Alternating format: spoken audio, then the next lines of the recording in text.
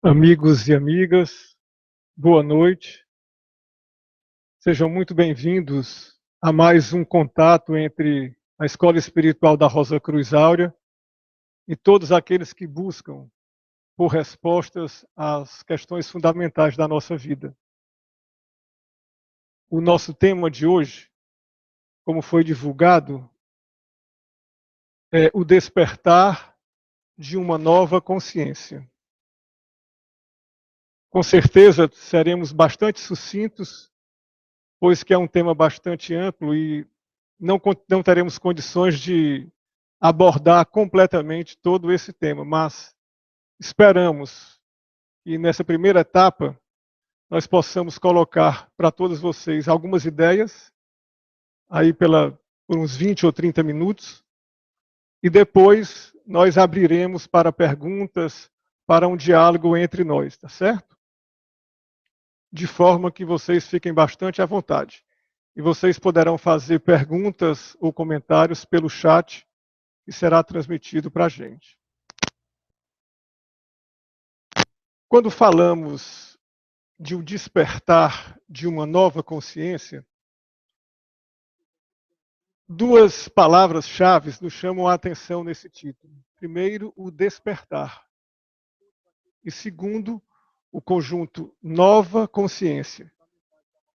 E se falamos em uma nova consciência, é porque deve existir uma velha consciência ou uma outra consciência que nos dirige de fato. E nós gostaríamos, nessa primeira fase, nesse primeiro momento, de falar um pouco sobre o que é a nossa consciência, o que é o nosso estado de consciência. E, para isso, nós gostaríamos de começar afirmando que o conceito de consciência que nós vamos tratar aqui é um pouco distinto do conceito popular, de forma que consciência não é apenas aquilo que nós temos consciência com os nossos sentidos, por exemplo, ou com o nosso intelecto. Mas muito mais do que isso,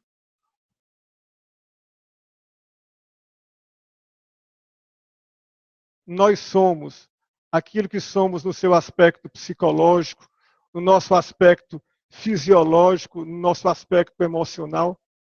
Enfim, consciência é para nós aquilo que de fato nós somos, o nosso caráter, o nosso tipo.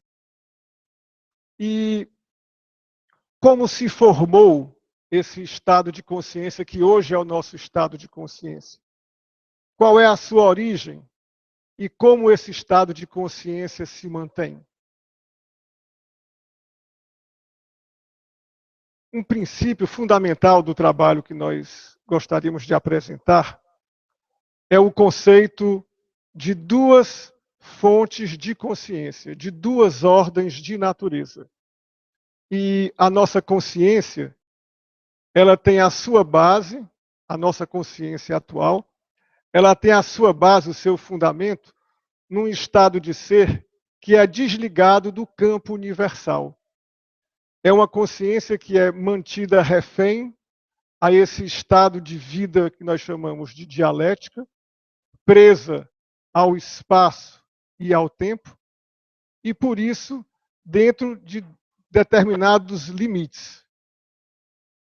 Toda essa condição da consciência, ela determina em grande parte o nosso estado de ser.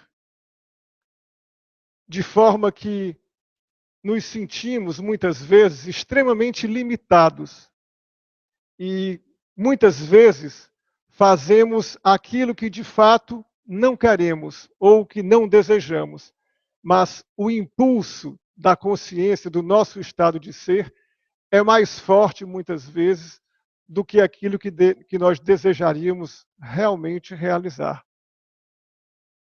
Existem três pilares básicos do nosso estado de consciência. E o ser humano, de um modo geral, se movimenta em um desses três lados do triângulo. Nós podemos falar do triângulo que é ligado ao pensamento, ao santuário da cabeça, o aspecto mental do ser humano. Podemos falar de um lado do triângulo que está ligado ao aspecto emocional, místico do coração, e o lado do triângulo que é o lado da realização, o lado da ação. E em todos nós, em todos os seres humanos de um modo geral, esse triângulo, ele não é hoje um triângulo em equilíbrio. É um triângulo que sempre tem uma força maior em um dos lados. E nós conhecemos muito bem esses tipos. Nós podemos chamar, por exemplo, de um tipo mais intelectual, aquele que vê o mundo pelo prisma mais do racional. Temos também um tipo mais emocional, um tipo mais místico, aquele que trabalha essencialmente com o coração. E temos também aquele tipo que ele realiza, independente, quase que independente, não totalmente, mas está sempre em segundo plano, o aspecto mental e o aspecto sentimental. Ele é, de fato, um realizador. E esses três aspectos, eles estão ligados a essas três regiões, né? A cabeça, ao coração e à bacia, o aspecto da ação. E esses três egos, que também nós podemos chamar, na natureza hoje que nós vivemos, existe um predomínio de um desses três egos sobre os outros dois. E o predomínio hoje é desse ego que se localiza, que vive internamente no nosso sistema, aqui no santuário da bacia, especificamente na região do fígado e do baço. Esse ser desejo, esse eu astral que vive nessa região, ele é a nossa essência. É aquilo que de fato nós somos, mas que através dos outros dois aspectos da alma, a nossa mentalidade e o nosso sentimento, esse eu, ele ganha contornos humanitários, inteligentes, intelectuais. E todos esses dois santuários, tanto da cabeça como do coração, na verdade, nos dias de hoje, servem. Eles são reféns do eu que vive na região da bacia, do eu animal, do ser biológico que precisa de fato sobreviver, que luta pela existência e que de fato dá o tom da vida humana nos dias de hoje. Nós podemos perceber isso em nós mesmos, e isso é fundamental, mas podemos perceber também na vida social, né, nas manifestações da vida social de um modo geral, em todos os países, em todas as regiões do mundo. Há um predomínio intenso hoje desse eu que é extremamente egocêntrico e extremamente selvagem. Ele apenas ganha contornos mais aceitáveis, vamos assim dizer, por conta de uma cultura. Mas sempre que ele se sente ameaçado, né, ele reage de uma forma bastante agressiva.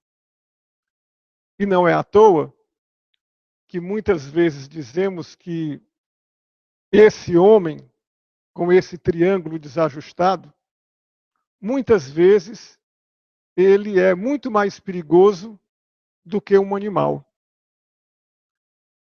Ele se utiliza de todos os recursos intelectuais e emocionais para poder exercer o seu domínio, seja sobre outrem, seja sobre o reino animal, seja sobre o reino vegetal, mas ele continua sendo aquele ser extremamente egocêntrico, centrado em si mesmo.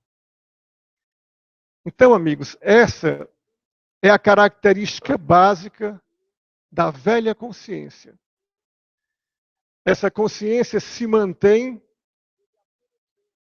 viva através de todos os processos de reencarne, pelo processo kármico, aonde quando, por exemplo, um microcosmo é esvaziado, a nova personalidade que vai residir naquele microcosmo, ele ganha toda a herança kármica e toda a bagagem de experiências que o habitante ou os habitantes anteriores daquele microcosmo se deixaram armazenados ali. E isso mantém refém, em grande parte, aquela nova personalidade.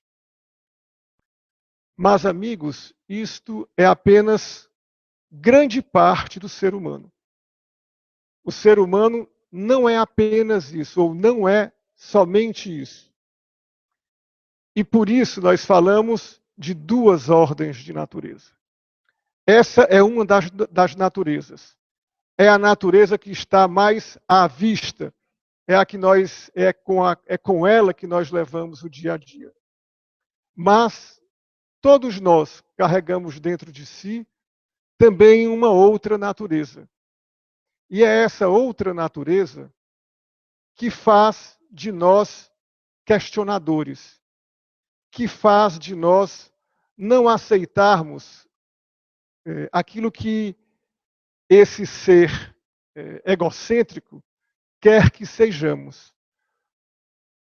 É o que nos faz pesquisar, de não nos conformar com a vida tão cruel que a humanidade leva. E como é que essa nova consciência, né, esse outro em nós, poderá vir a ser? Como é que ele poderá exercer algum domínio sobre essa outra consciência que nós falamos? Amigos, desde o momento em que o homem se desligou do campo universal, ele perdeu a sua consciência do universo. E ele ficou com essa consciência limitada que hoje tem essa característica que nós falamos. Mas restou, dentro do microcosmo, esse átomo centelha, essa possibilidade de despertar um novo ser, isto é, uma nova consciência. E há períodos muito especiais aonde essa nova consciência, ela pode novamente vir a ser. Ela pode ser fustigada. Porque no plano universal, tudo aquilo que se desliga, tudo aquilo que perde a ligação, há um plano para resgatar. Há uma busca para que aquilo que foi perdido possa voltar ao seu estado original.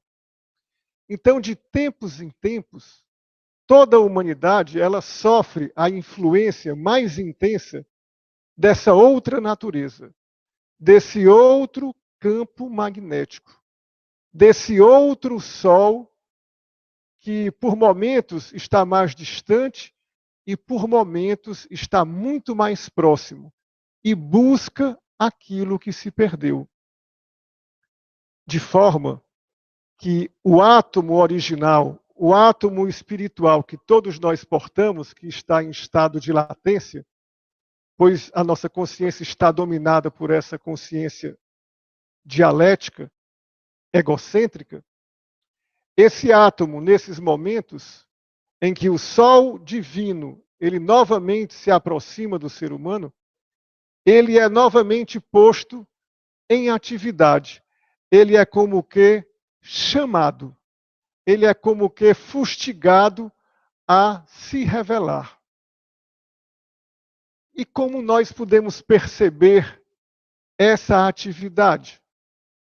O que nos faz acreditar que é possível a existência desse outro sol e da interferência dele em nossa vida, em nossa personalidade?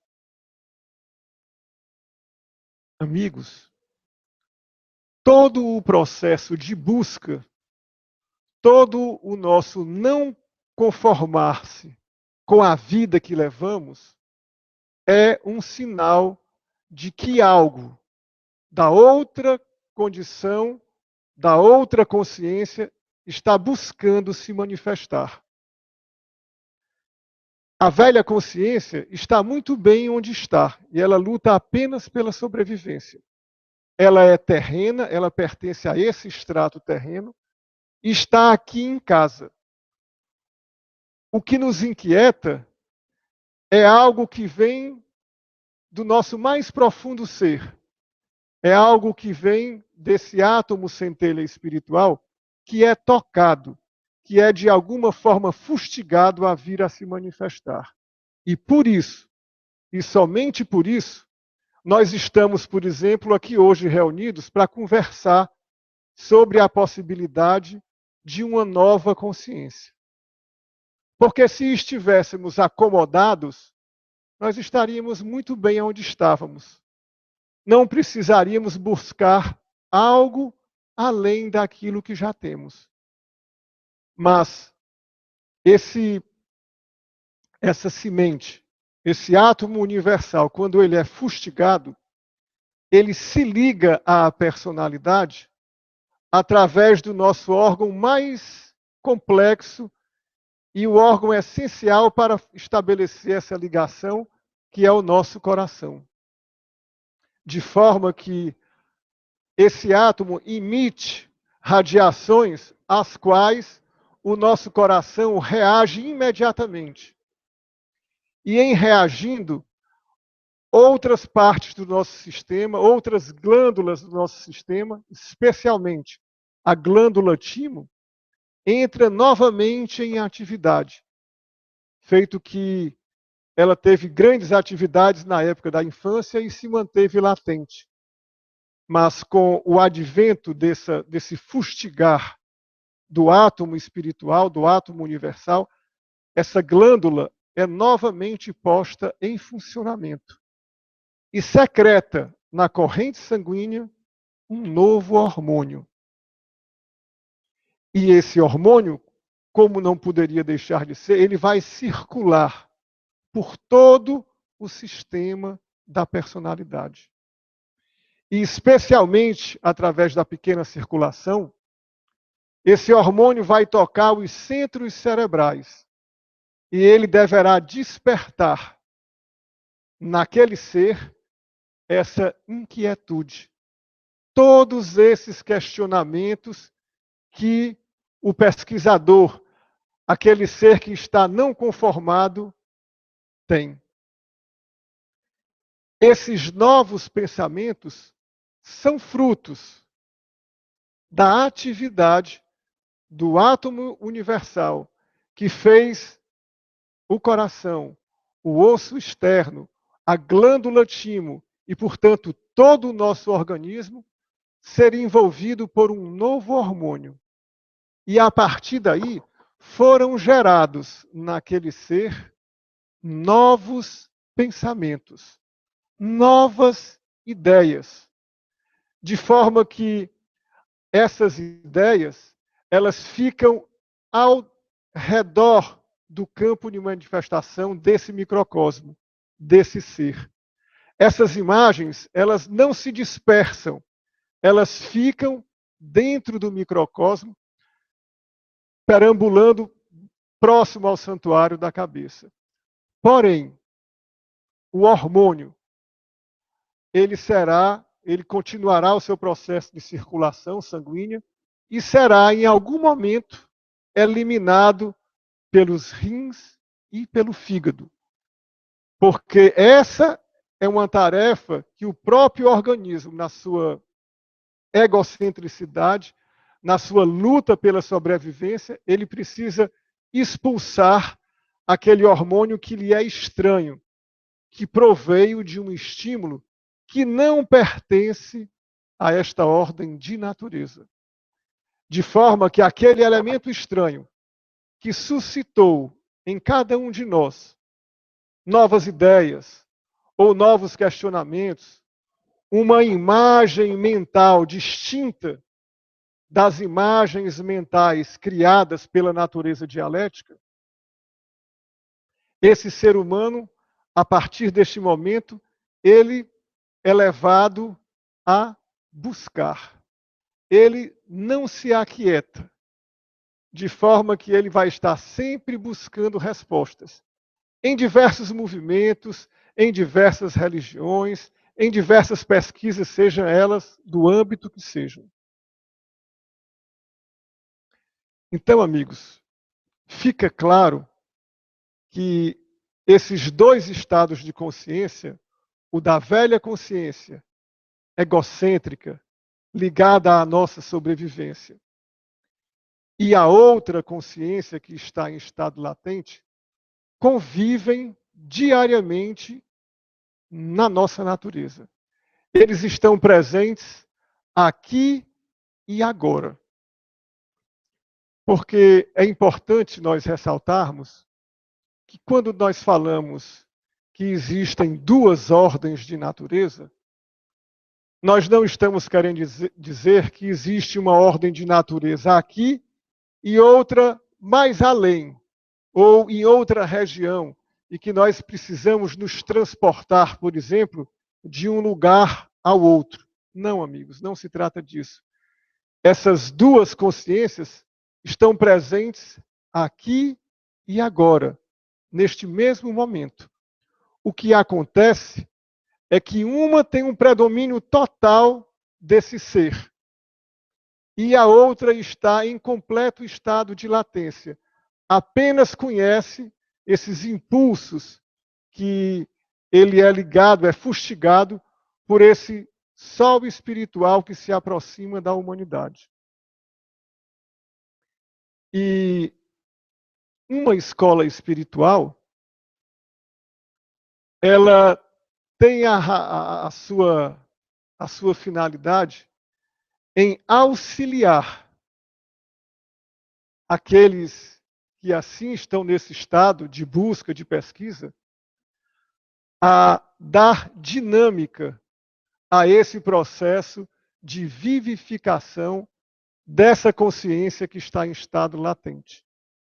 Porque é somente a partir dela que todo um novo processo de vir a ser pode ser estabelecido no ser humano. E apesar de esse estado de consciência, seu estado de consciência universal, seu estado de consciência original, ele se tornou estranho a nós. Ele se tornou como que totalmente antinatural. Como se o natural é esse estado de vida egocêntrico que nós vivemos. Quando, na verdade, o natural seria esse outro estado excêntrico, de doação, e não o estado egocêntrico. Mas a vida, nós nos distanciamos tanto da essência da vida que o estado antinatural tornou-se a nossa natureza. Então, para que essa nova consciência, de fato, venha a se manifestar e tenha a regência sobre nós, é preciso que a velha consciência diminua, que a velha consciência silencie. E, para isso, é preciso um processo. Isso não se dá apenas porque nós fomos informados, por exemplo, numa palestra como essa, e concordamos com isso, que o nosso estado de ser vai mudar como um passe de mágica. Infelizmente, não, amigos. Esse estado de consciência, esse velho estado de consciência que nós estamos nos referindo, ele é muito antigo. E ele tem uma sabedoria enorme para se autoconservar, custe o que custar. Ele tem toda uma ciência, toda uma forma de simular, de imitar o que é verdadeiramente espiritual. E não é à toa que o caos que está estabelecido em nosso interior e também no exterior, e não poderia ser de outra forma, né? porque nós só podemos exteriorizar aquilo que nós temos no interior. Então, todo esse caos social que nós vivemos, e esse caos interior, é por conta de que essa velha natureza resiste e procura de todos os meios possíveis impedir que essa nova consciência venha a se manifestar. O que seria um processo natural tornou-se, nos dias de hoje, um processo de uma luta intensa, de forma que a velha consciência ela não vai se render assim sem mais nem menos. E para que ela se renda, para que ela possa fazer silêncio e a outra consciência possa vir à tona e ter a regência desse sistema, é preciso que nós, como personalidade, como seres humanos, tenhamos um profundo conhecimento, um autoconhecimento desse estado de ser antinatural que é essa velha consciência. Não basta apenas sermos informados dela. É preciso que nós tenhamos uma clareza muito intensa de tudo o que ocorre dentro de nós mesmos. De quais são os motivos internos que nos movem e que nos torna tão egocêntricos, tão agressivos, tão críticos, tão maldosos em relação aos nossos semelhantes, mesmo com as melhores das intenções. Mas, essencialmente, essa velha consciência que reside nesse santuário da bacia, ela vai resistir e vai buscar sempre simular, vai buscar sempre dar um jeitinho para que ela possa continuar a se manter, porque essa é a sua condição. A morte para ela não é algo natural. Mas, para que a outra consciência venha a ser, é necessário, estritamente necessário, que essa velha consciência de fato diminua. Sem essa diminuição, sem o abrir espaço para que o novo possa vir a ser, nós vamos continuar a sendo o animal que somos. Às vezes um pouco mais cultivados, às vezes um pouco menos cultivados, mas o nosso estado de consciência permanecerá ligado a esta natureza entre os polos do bem e do mal, da saúde e da doença, do positivo e o negativo, na prisão que está estabelecida pelas 12 correntes zodiacais que nos mantém reféns a esta ordem de natureza.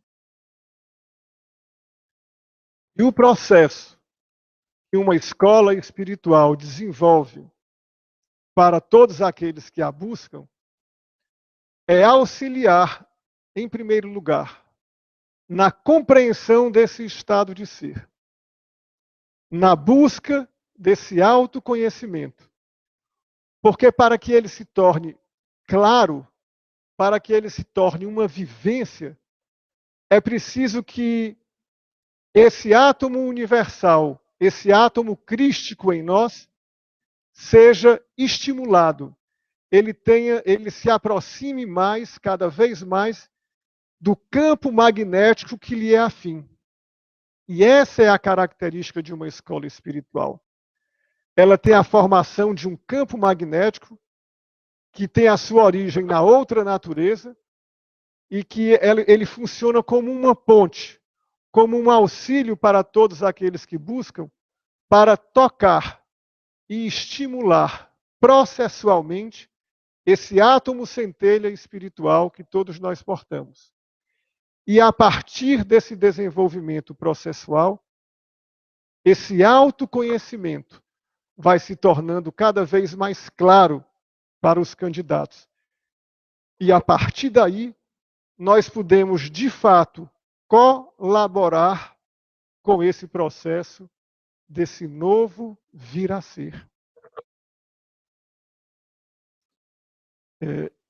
Amigos, nós estamos mais ou menos com 30 minutos de palestra, né?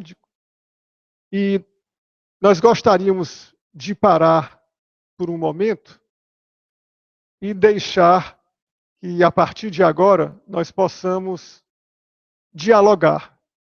Creio que nós demos alguns elementos, temos a certeza absoluta que não fomos completos e nem poderíamos ser, né? Mas, a partir de agora, fica franqueado perguntas, colocações ligadas a esse tema que nós estamos falando, ou de algum outro tema que vocês gostariam de colocar. E, na medida do possível, nós teremos o maior prazer de respondê-los. Fiquem à vontade.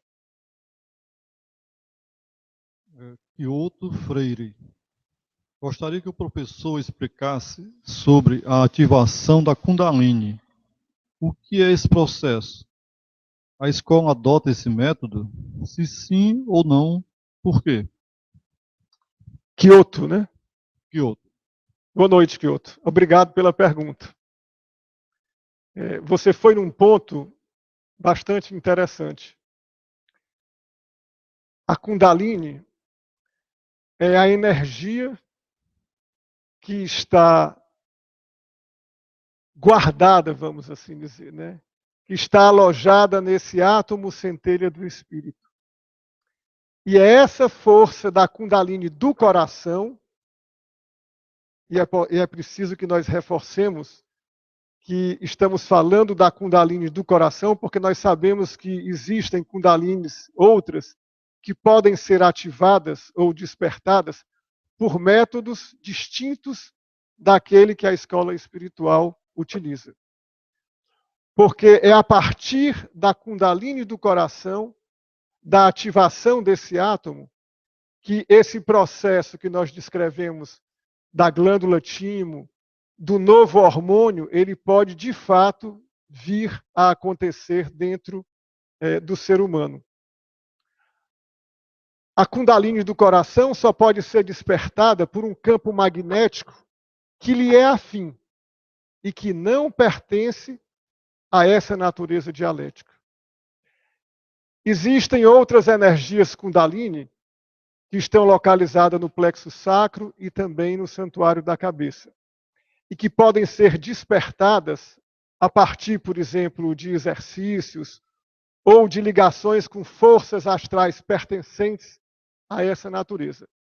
Esse método a escola da Rosa Cruz Áurea não utiliza, porque ele trabalha com as mesmas forças desta natureza, sejam forças astrais, etéricas ou mentais, mas elas não têm a condição de despertar a Kundalini do coração que está latente no átomo espiritual. Não sei se respondi, mas é isso que eu gostaria de dizer. Shai Stein. Eu li que o fígado é a peneira do nosso corpo. Ele que filtra as energias. Poderia falar um pouco sobre esse assunto? Mais Sim. embaixo, ligado a essa pergunta, tem o arcanjo Siddhartha. Fígado, eu acho que você está falando do chakra do fígado. O fígado seria filtro do corpo físico, energia, e não uma física.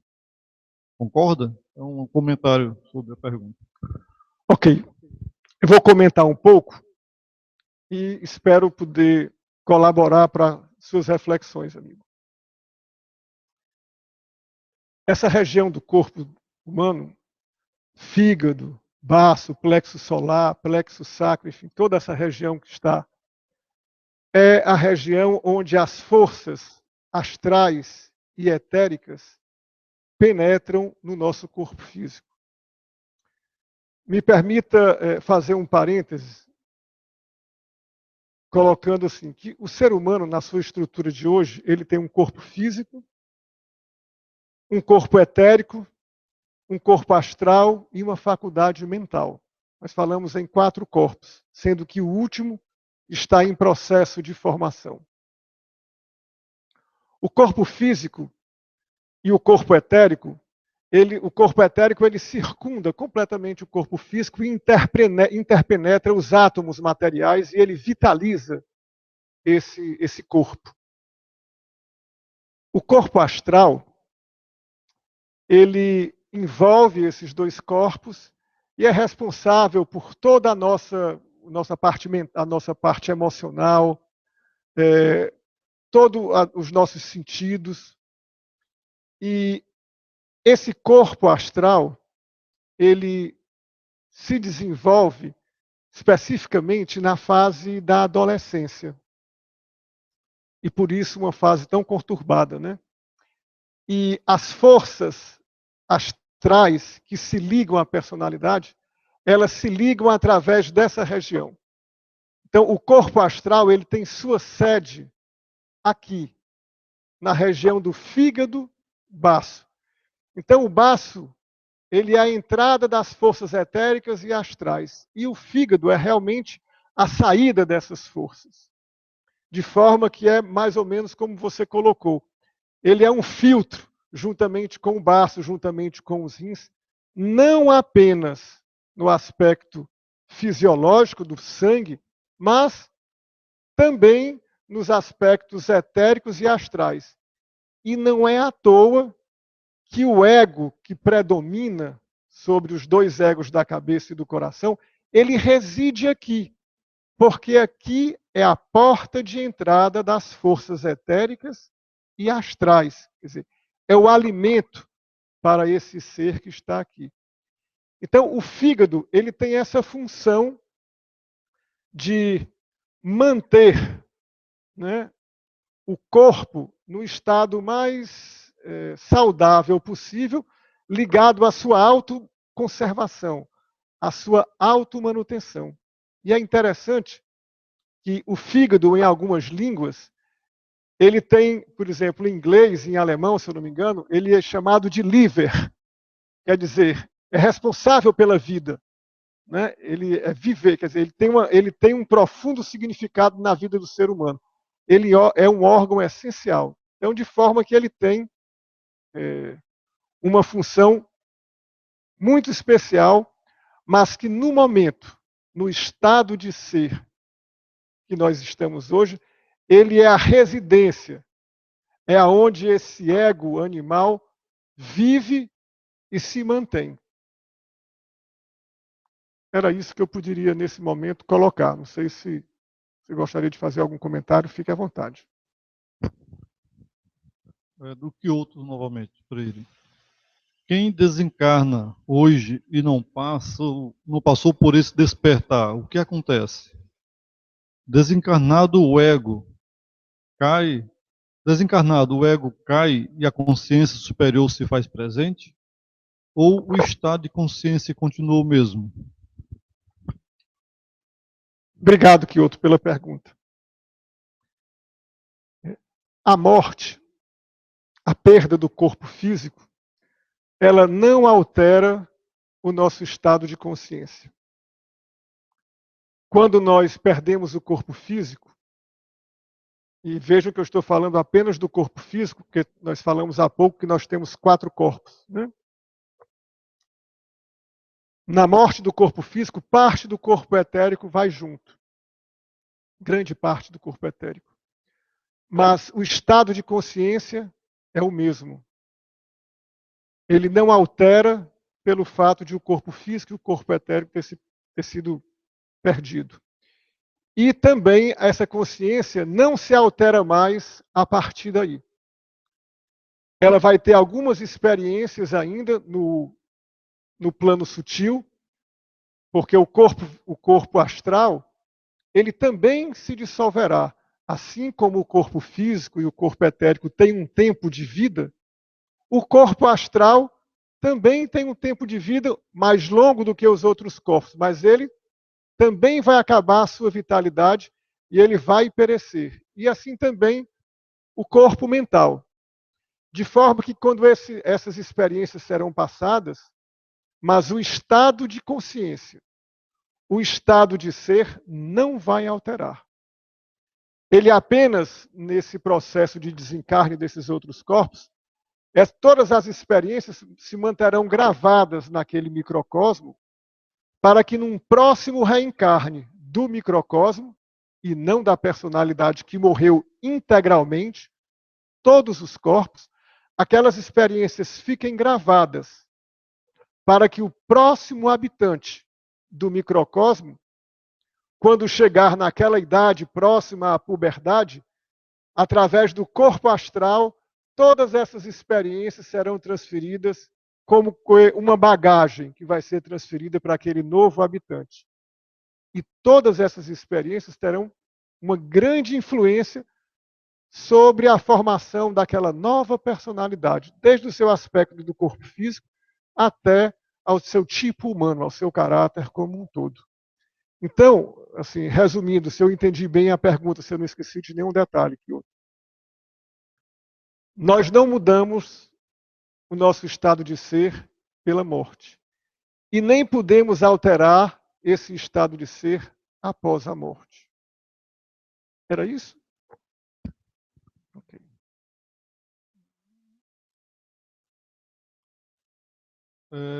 Do Kyoto novamente. Eu creio que se refere ao nome da escola. Se diz espiritual e não iniciática. Por quê? Qual a diferença? Em verdade, não há diferença. Toda escola espiritual é uma escola iniciática. Né? É uma iniciação num novo processo. Mas o fato de ter o espiritual, pela seguinte razão: nós temos sempre três aspectos fundamentais. Todas as grandes religiões, todos os grandes trabalhos falam sempre em três aspectos fundamentais: em espírito, em alma e em corpo. E esses três aspectos, eles são distintos entre si. E eles se complementam. O homem original, o homem universal, ele possui um corpo, um aspecto alma, uma alma, e essa alma é vivificada pelo aspecto espiritual, que é o aspecto mais elevado. É o aspecto universal desse ser. O processo de iniciação, como o próprio nome diz, ele levará aquele ser a se tornar novamente uma triunidade. Hoje, nós temos um corpo físico, um aspecto anímico, uma alma que pertence a essa natureza. E não temos nenhuma ligação, não há nenhuma ligação entre nós e o aspecto espiritual. Nós, como seres humanos hoje, estamos completamente desligados do plano espiritual. O espírito não exerce sobre nós nenhuma influência direta, porque a sua vibração, o seu estado de ser é completamente distinto. E isso seria para nós um problema se o aspecto espiritual pretendesse se ligar diretamente a nós. Nós não temos um veículo preparado para receber tamanha vibração. E o processo iniciático é justamente essa preparação. No processo iniciático, através do primeiro passo, que é o autoconhecimento, e através do despertar dessa nova Kundalini, nós podemos dar início à formação de uma nova alma, de um novo elemento anímico nesse ser. E essa alma é que deve crescer para a alma natural diminuir. Utilizando a linguagem bíblica, falamos de Jesus como esse aspecto alma, né? E a partir do desenvolvimento da alma, do seu crescimento e do seu amadurecimento, é que o aspecto espiritual, Cristo, poderá se ligar a essa nova alma. Nós falamos de escola espiritual porque nós somos uma escola do espírito. A escola espiritual da Rosa Cruz Áurea dá a possibilidade a todos aqueles que a ela se ligam e querem fazer esse processo, de realizar esse processo iniciático em sua plenitude. O renascimento da alma e a ligação alma-espírito. É isso que eu poderia acrescentar aqui. Mais alguma pergunta? Vou tomar um pouquinho d'água.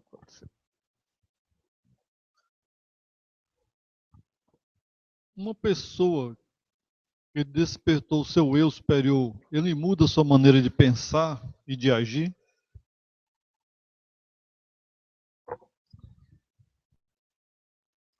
O processo de iniciação, o processo que estamos falando, ele é um processo de transfiguração. É um processo de mudança de fato. E é um processo que, como nós demos uma pequena imagem no início, ele é orgânico. Ele precisa se revelar na nossa vida diária. Uma escola espiritual como a nossa não é uma escola teórica, não é apenas doutrinária. A doutrina é um suporte, é um auxílio para esse trabalho, mas é preciso que um processo de transformação sanguíneo, né, se estabeleça. É preciso, de fato, que um novo ser dirija esse corpo físico que nós temos e uma nova alma seja o seu regente. E essa alma ligada ao espírito. A linguagem eu superior que foi utilizada, ela tem uma dubiedade. Existe aí, eu vou só chamar a atenção para isso, porque em algumas literaturas, esse eu superior, ele pode ter a conotação do que nós chamamos do ser kármico, do ser astral, que pertence a essa natureza. Esse ser, ele exerce sobre nós uma influência enorme. É ele quem determina, de fato, o nosso tipo humano, as nossas reações, o nosso ser. Nós, quando falamos do processo de transfiguração, nós não estamos falando desse ser. Esse ser, pode ser chamado também de um eu superior, ele vai diminuir, porque ele é fruto de todas as experiências kármicas que foram acumuladas no microcosmo ao longo da sua existência, ao longo da sua peregrinação sobre esse extrato terrestre. De forma que, quando falamos em eu superior, nós podemos também nos referir a essa nova alma. Ok. Né? Mas é importante fazermos a distinção entre a nova alma, ligada ao espírito, que requer que o ser astral desta natureza silencie, que ele, de fato, morra, ele desapareça, porque em seu lugar o seu lugar estará sendo ocupado por essa nova alma que se ligará também ao aspecto espiritual e será a dirigente desse novo ser humano, dessa nova consciência. Então, não restará nada da velha consciência, do antigo ser astral que nos mantém cativos a essa ordem de emergência. Acho que é isso. Cláudia Plácido. A humanidade está sendo chamada a se desligar da antiga consciência. Todos os seres humanos têm a capacidade de ligar a nova consciência sozinho ou têm que entrar para uma escola espiritual? Obrigado, Cláudia, pela pergunta. É realmente uma pergunta essencial.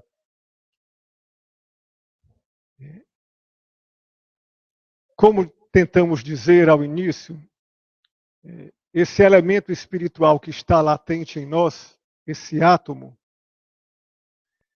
para que ele seja despertado, ele precisa de um campo magnético que trabalhe sobre ele.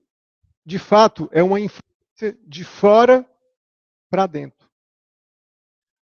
Com os instrumentos que nós temos hoje à nossa disposição, e por instrumentos eu estou querendo dizer o nosso pensar, o nosso querer, o nosso desejar, o nosso sentir, os nossos 5 sentidos, esses elementos, eles não são capazes de fazer vibrar esse átomo centelha espiritual que está dentro, no centro matemático do nosso microcosmo.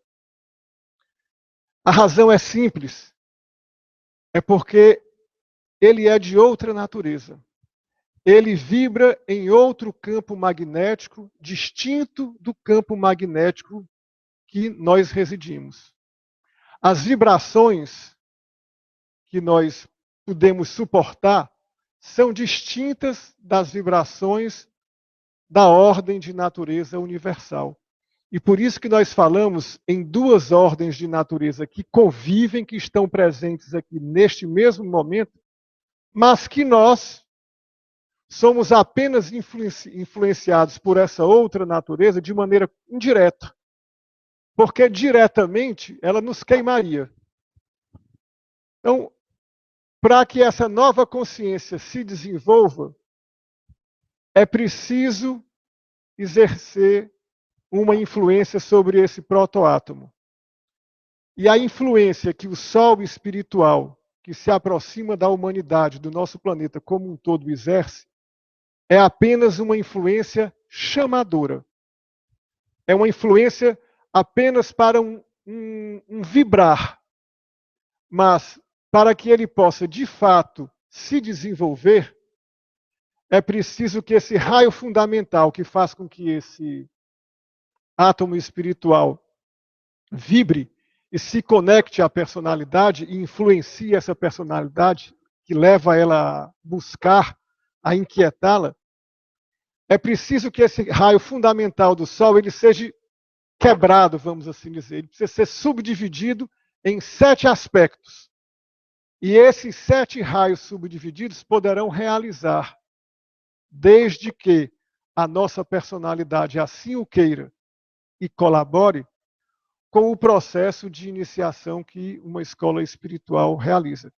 De forma que, sozinhos, no nosso isolamento, nós não teremos o auxílio de um campo magnético de uma escola espiritual. Nós não precisamos de uma escola espiritual no seu aspecto formal, vamos assim dizer, né? Mas precisamos, essencialmente, do seu campo magnético. Pois que sem ele, esse processo do vir a ser não poderá se realizar. Então, o que caracteriza um trabalho espiritual de fato é o campo magnético que poderá processualmente, com todo o cuidado daquele que palmilhou esse caminho, que criou esse campo junto com aqueles obreiros, dá a possibilidade de qualquer um que a ele se ligue também realizar. Mas é preciso que se diga, isso não é um processo automático. Não é o fato de nós nos ligarmos a uma escola espiritual que o fato de nos ligarmos, de frequentarmos, vai dizer que esse processo se realizará de forma automática. Não, amigos. É preciso a colaboração de cada um. Porque em cada um esse processo é distinto, de acordo com a sua bagagem kármica, de acordo com as características do seu ser, daquilo que ele contém. De forma que, em tese, o caminho é o mesmo, mas cada um palmilha da sua maneira. E ao seu tempo, na sua condição. E, para encerrar, vou reforçar. Não é um processo automático. É um processo que envolve a colaboração. Um trabalho diário de se ligar a esse campo magnético para que ele, de fato, exerça uma influência sobre esse protoátomo e, posteriormente, nós vamos ter que colaborar conscientemente com esse processo. Ele não é um processo, para nós, que vai se dar de forma inconsciente. Ele começa, sim, dessa forma, mas com o passar do caminho, né, com o realizar do processo, o aluno ele vai se tornando consciente daquilo que está se realizando dentro de si e ele pode sim e deve colaborar com isso. É isso. Você poderia, Anne Carine, você poderia falar um pouco sobre a gnose quíntupla e sua relação com o processo que a escola propõe? Obrigado, Carine, pela pergunta. Vou tentar, viu, Carine? Não sei se vou conseguir falar, mas esse processo, ele conhece diversas fases, né? E nós falamos de um processo quíntuplo. O primeiro passo nesse processo é o que nós chamamos do autoconhecimento. É uma etapa que, sem ela, as etapas seguintes não têm como se realizar. Nós precisamos ter um conhecimento profundo do aspecto, vamos assim dizer, mais genérico de todo ser humano, mas também dos motivos internos que nos movem. E isso é possível através do nosso contato com esse campo magnético especial, que é a formação de uma escola espiritual. É um auxílio necessário para que esse processo de autoconhecimento se realize. Esse processo de autoconhecimento se realizando, um segundo processo pode vir a acontecer, que é o processo que nós podemos chamar de autorrendição. O que seria o processo de autorrendição?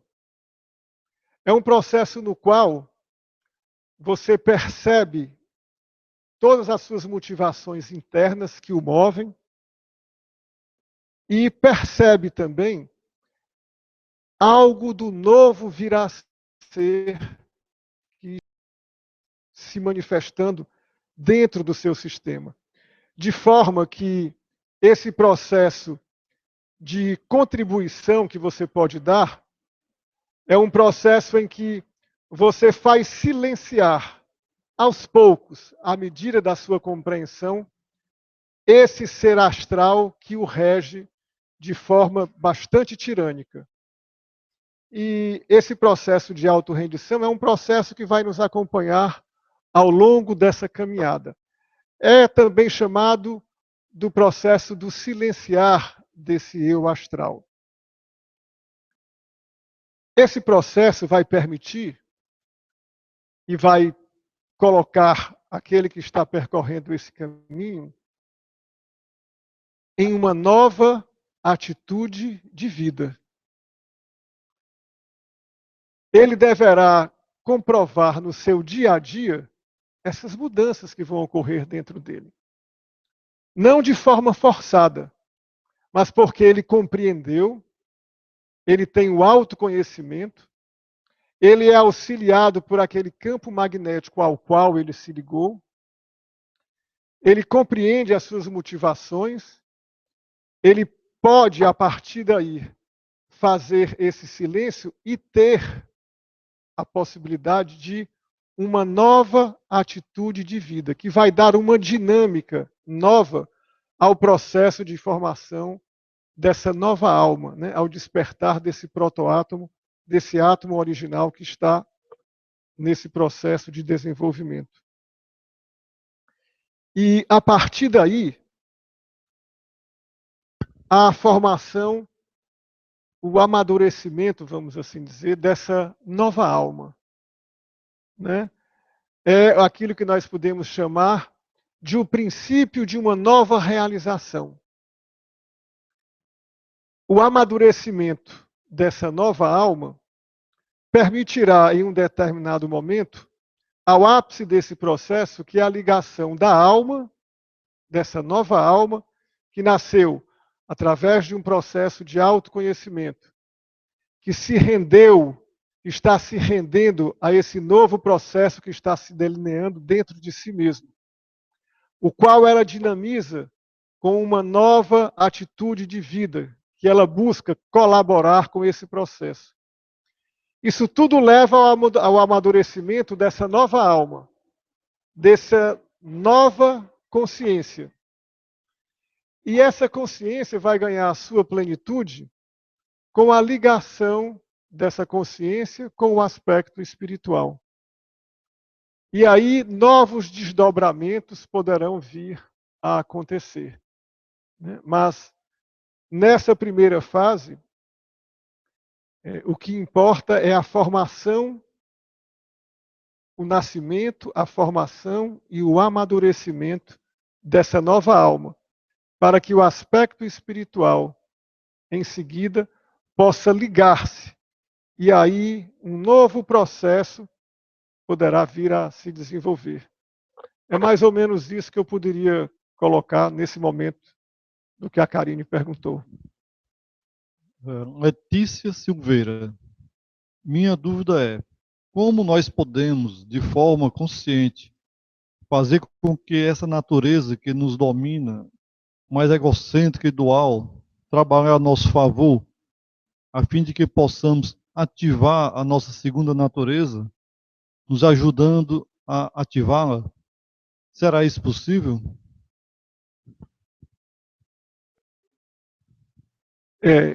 Infelizmente, essa natureza ela tem a característica de se automanter.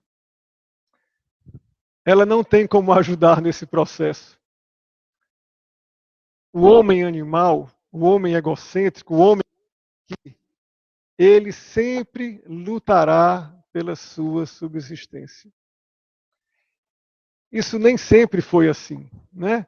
Esse foi um processo que foi se estabelecendo à medida que o homem original perdeu a ligação com o aspecto espiritual, com o campo universal. E esse outro, né, esse homem egocêntrico, que a partir daí nasceu, ele foi se desenvolvendo, ele foi crescendo a ponto de ser hoje o que ele é, de ter um domínio completo sobre esse ser humano que somos nós. Então, de fato, ele não colaborará. Porém, nós não somos apenas esse ser, né? Nós temos um aspecto, e todo ser humano tem esse aspecto, um mínimo de livre arbítrio. Nós temos uma consciência que está além da condição apenas egocêntrica, de forma que nós podemos perceber e conversar como nós estamos conversando aqui, através dessa condição. Então, há dentro de nós a possibilidade de colaborar, sim. Né? Podemos colaborar, mas não esse ego que vive aqui e que fará tudo o que for possível para continuar a sobreviver e a se manter como senhor desse sistema. Então, quando nós falamos em autoconhecimento, nós estamos falando também na percepção desses dois que vivem dentro de nós. Então, à medida que esse processo de iniciação começa, nós vamos perceber essa luta dentro de nós. Nós temos uma consciência que pode, sim, colaborar e se decidir por um dos lados. O processo automático sempre vai decidir em favor da natureza dialética, desse que é extremamente egocêntrico. Porque hoje ele toma conta de todo o nosso sistema nervoso, né, e de toda a reação automática do ser humano. De forma que ele está estabelecido organicamente dentro do nosso sistema. E eu vou relembrar um aspecto que eu não dei uma ênfase no início, mas que talvez agora valha a pena colocar.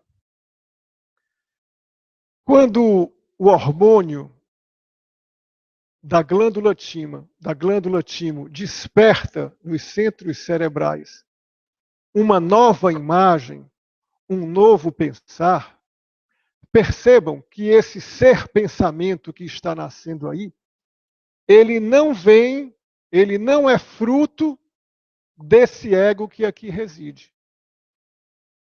Porque todos os outros nossos pensamentos, de um modo geral, servem a esse ser extremamente egocêntrico.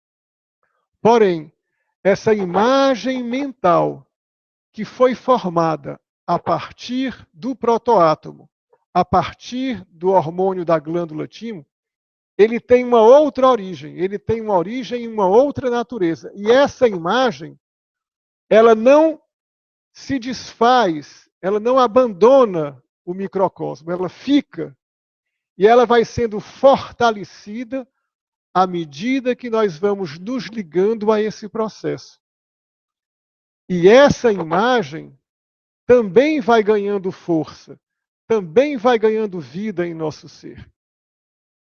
E em algum momento do processo, ela nos auxiliará nesse trabalho, né, de demolição de todo esse ser extremamente egocêntrico que somos nós. Então, amiga,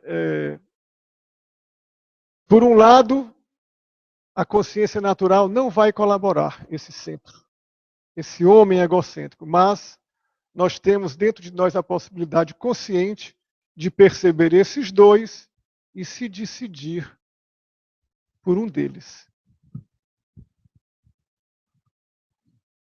Eduardo Miller.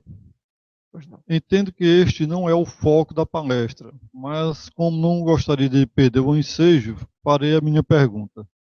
Qual a diferença da Rosa Cruz Áurea para a morte? Eduardo, é? Foi o Eduardo que fez a pergunta? Eduardo Miller. Oi, Eduardo, obrigado. Eduardo, vou pedir desculpas, porque o meu conhecimento é apenas limitado ao conhecimento que nós estamos falando sobre a Rosa Cruz Áurea. Eu não conheço e não poderia falar para você, de fato, de nenhuma outra entidade ou instituição, seja a que você citou, ou qualquer uma das outras, né? Porque realmente eu não saberia dizer, mas acho fundamental que todo pesquisador sincero ele busque essas respostas, né? É importante que cada um de nós que somos impelidos a essa condição de busca, né, por essa radiação que está dentro de nós, percebamos essa diferença. Mas, falando de forma bastante genérica, né, e não especificamente de movimento A, B ou C ou D,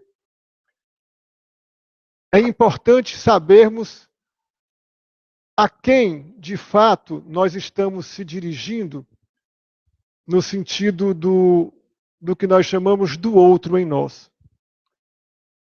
A escola espiritual nunca vai se dirigir ao nosso ego, no sentido de fazer dele cultura, no sentido de refiná-lo, no sentido de melhorá-lo para que ele realize o processo espiritual. Nós temos claríssimo que esse ego, ele não é passível de nenhum cultivo espiritual. Ele precisa diminuir. O aspecto espiritual latente é que deve crescer.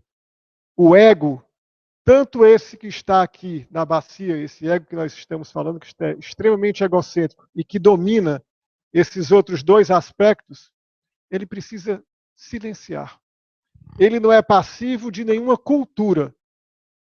Ele é o homem animal que precisa sobreviver. E ele vai sempre lutar contra o outro que está em nós, o homem espiritual que está latente. Então, uma característica básica de uma escola espiritual é que ela se dirige fundamentalmente ao outro. Ela fala em autoconhecimento do ego, mas não fala em cultura. Por isso que não utilizamos nenhuma forma de exercício, nenhum tipo de misticismo, nenhum tipo de manipulação de forças dessa natureza, do campo astral, ou do campo etérico, ou do campo mental, porque o foco de atividade da Rosa Cruz Áurea é esse átomo centelha espiritual que está latente em cada um de nós. É isso. Eu creio, ainda tem perguntas? Estamos aí, então, tudo bem. Vamos responder mais uma ou duas perguntas e vamos encerrar para que... O que chama... O que é espírito? O que é espírito?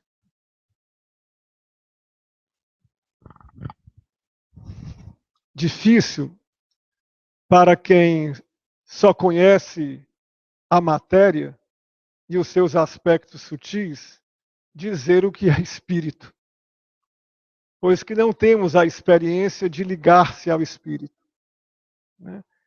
O que nós podemos dizer é que é um aspecto que está fora, nesse momento, da nossa condição de ter uma vida consciente espiritual. Nós não temos como perceber, não temos como ter uma vivência do espírito, porque o nosso sistema de percepção, os nossos 5 sentidos, o nosso triângulo da alma, ele não está adequado para receber vibrações de tão alto teor. De forma que, se o espírito se aproximasse demais de nós, ele nos queimaria, ele destruiria completamente o microcosmo e a personalidade. É como se nós fôssemos botar o dedo numa tomada 220, por exemplo. Aquilo vai nos queimar, porque está além da condição vibratória desse ser. Então, o espírito, ele é, para nós, algo completamente desconhecido. Mas e por que nós falamos em espírito? E por que nós ansiamos por esse aspecto? Porque nós, um dia, vivemos essa condição. E em nós existe essa pré-reminiscência, essa lembrança. E por isso, essa lembrança, que é uma lembrança essencial, ela jamais nos deixará. Porque a essência do ser humano, no seu passado, é espiritual. E aquilo que é, na sua essência, sempre vai buscar novamente a vir a ser. E todas as forças do Logos, todas as forças divinas, perfeitas, elas vão em busca daquilo que foi perdido. E o que foi perdido foi o aspecto espiritual. E em algum momento, ele será resgatado. Sejamos nós nessa encarnação ou em próximas encarnações. Para Deus, 1000 anos é um dia, né? Então, o tempo não conta para isso. É isso que eu poderia colocar. Vamos à última pergunta e pedimos desculpas, porque teremos aí outras oportunidades também, com certeza, de continuar esse trabalho. Da Emília Roman. O que quer dizer com anímico? O anímico se refere à alma, se refere àquilo que anima, aquilo que torna vivo o corpo, aquilo que movimenta o nosso corpo, as nossas emoções, o nosso intelecto, é o que dá a vida. Por isso que nós falamos de alma. A alma é o que anima o corpo. A alma, quando é vivificada pelo espírito, ela transfere aquela força, ela é um intermediário e vivifica o corpo. E por isso existe uma harmonia entre o espírito, a alma e o corpo. Então, o elemento anímico é o elemento intermediário que dá a vitalidade, né, a movimentação do aspecto corporal. É nesse sentido que nós falamos em anímico, em ânimos, né? Ou na psicologia se fala em psique também, né, que é algo relativo a isso. Amigos, antes de encerrar, nós gostaríamos de profundamente agradecer a participação de todos, pedir desculpas mais uma vez pelas dificuldades, às vezes, que nós temos em nos comunicar, não somos nenhum especialista nessa área, e também por não poder responder, de fato, a todas as perguntas, mas temos a certeza de que todas as perguntas poderão ser respondidas na vida de cada um de vocês. E para isso, nós temos, além dessas palestras virtuais, nós temos uma vasta literatura que está à disposição de todos vocês no site da Rosa Cruz Áurea, que posteriormente também será colocado aí em vídeo para vocês, que é o www.rosacruzaurea.org.br. Toda a literatura dos nossos grão-mestres está disponível para download gratuito, de forma que vocês poderão ler tudo aquilo que nós estamos falando nas palestras e com muito mais profundidade e muito mais bem colocado do que nós fazemos aqui. Essa palestra, especialmente, ela foi muito relativa a um dos livros do nosso grão-mestre chamado O Advento do Novo Homem. E ele está no site, disponível também para download. Especialmente os primeiros capítulos estão ligados ao tema dessa palestra.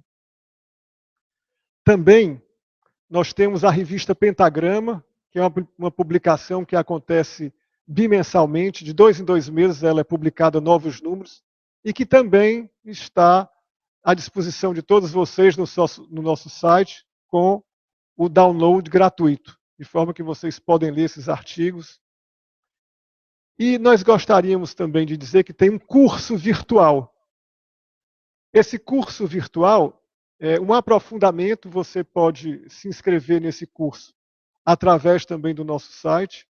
Terão colaboradores que farão reuniões e terá sempre um tema básico. Normalmente esses cursos eles são feitos via Skype. Marca-se um dia com um tema, uma reunião, e ali é feito mais ou menos como acontece uma palestra dessa. Uma pequena exposição e perguntas e respostas entre os participantes, de forma que também vocês poderão se aprofundar, pesquisar sobre a filosofia da Rosa Cruz Áurea e seu trabalho. E, por último, eu gostaria de dizer que essas palestras, elas têm o intuito de introduzir, de dar uma possibilidade de todos vocês conhecerem, pelo menos um pouco, o que é o trabalho de uma escola espiritual. Mas, para todos aqueles que se sintam tocados por esse trabalho, as palestras é apenas uma porta de entrada, né? Se vocês quiserem conhecer mais profundamente esse trabalho, eu aconselharia que vocês procurassem no nosso site um centro ou um núcleo mais próximo de vocês, e vocês podem se dirigir presencialmente a palestras também que acontecem com regularidade e conhecer um dos nossos centros e conversar com um dos nossos colaboradores que podem, vamos dizer, apresentar de forma mais concreta, né, e dar mais explicações a vocês sobre esse trabalho, tá bom? E provavelmente daqui a 15 dias, passando essa segunda-feira que vem na outra, nós teremos uma próxima palestra virtual pelo mesmo canal do YouTube, tá bom? Vocês receberão a divulgação disso através da nossa página do Facebook. Obrigado e boa noite.